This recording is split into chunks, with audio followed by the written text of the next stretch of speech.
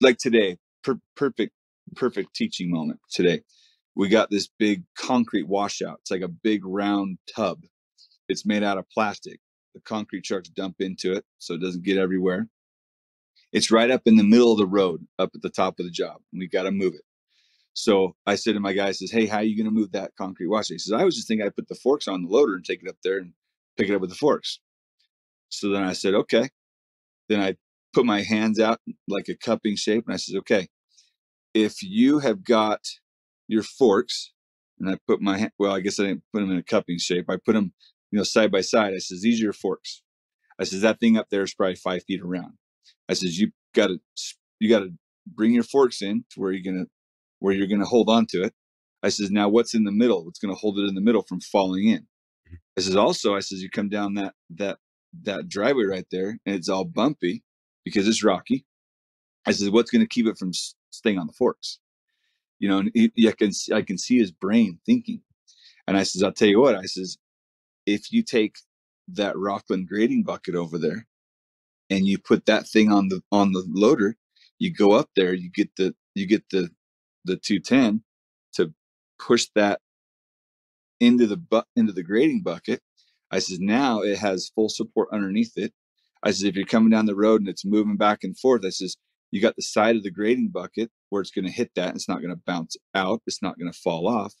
I says, you can bring it down here. You can see it right out in front of you because you got really good visibility. I says, you can get that thing supported underneath, supported on the sides. I says, no problem. I says, you won't have any problems at all. I says, as if it was me, I said, that's how I would do it. I said, but you do it how you want to do it. I said, but I'm here to tell you right now that if it was me, I would do it like that. And those are the things right there that really help your guys to understand. If you give it to them in a couple different scenarios and you let them tell you how they would do it, and then you agree with them and then you add to it, and then you explain to them why you would do it a different way, then it starts making sense to them because you can explain it to them why you would do it something different. So I think it's just a way of doing things nowadays. You just really have to help your guys because they want to learn, right? Like nobody wants to do your job. Nobody at all out there, but they want to do it right. They want to make you happy. They want to feel like they've done it right. And they're not there to screw up.